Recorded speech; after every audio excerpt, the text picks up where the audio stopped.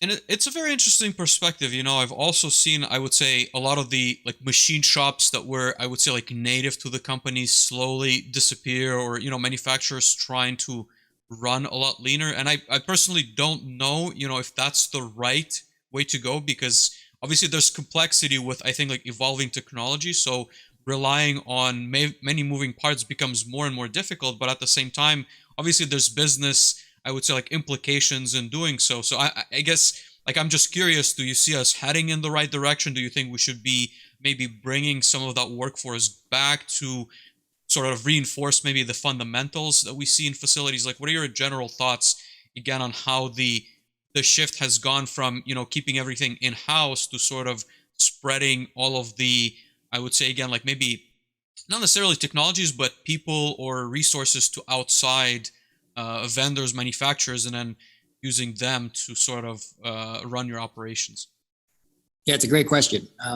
The initial comments about the tooling shops going away or getting smaller, I think that's a good thing, right? So I mean, I do love the whole engineering and tinkering aspect of it, but the fact that many manufacturers don't need those massive dedicated areas and people around tooling and equipment to maintain their equipment, I would hope would mean that the equipment that they're purchasing is more stable, more standard. That's a good thing, right? So if the automation and manufacturing equipment that people can buy today are more robust and easier to operate, that's wonderful. So you don't need that whole army of people. The second part of your question, though, is really around skill set. I do think that it's important that manufacturers, especially, know how to manufacture and know the ins and outs of the complexities of manufacturing. And for a while there, you would see a lot of manufacturers who were experts at building their widgets, but then they've gradually pushed their expertise out, right? They'd bring in people who could help maintain it, then they'd bring in people that could help design it, and then they'd bring in people that could help build it. And suddenly it's 20 years down the road, and no one in the factory who puts the label on the box knows how to build their widget anymore. That's really dangerous. And that's the position a lot of companies find themselves in. And pre-COVID, really, a bunch of companies got bit when supply chains, did what they've done in the last 2 years.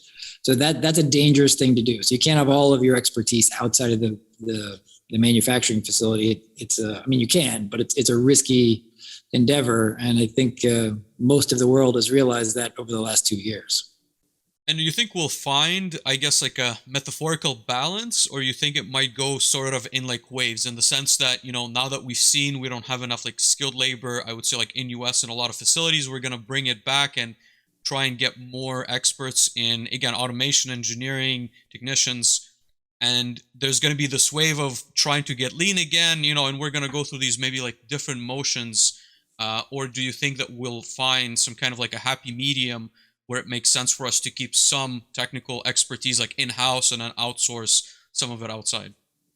Yeah, the sooner we find that medium, the better, the stronger we'll be as an industry, right? And again, I'm not talking about in a specific geo or anything. I'm talking about manufacturing in general, because I think, and it speaks to the maturity of manufacturers and manufacturing. The move towards the pendulum kind of strategy change, which is sort of what you do in early stage or more early stage industries.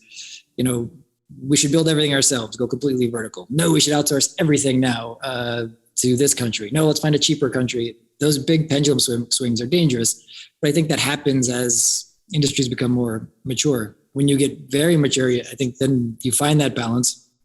And that's what creates real stability, because there is no one answer. There never is.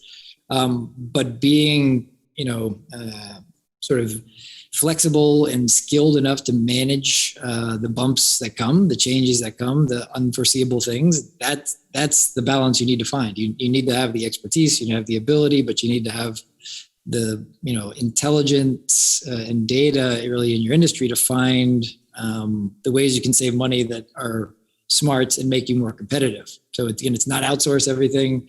It may be outsource some things, and it may be, let's find the parts we do really well and outsource the parts we don't do well, but make sure you hold on to the parts you do really well. And is that sort of balance that comes with maturity that, some manufacturers have found, but manufacturing now needs to find.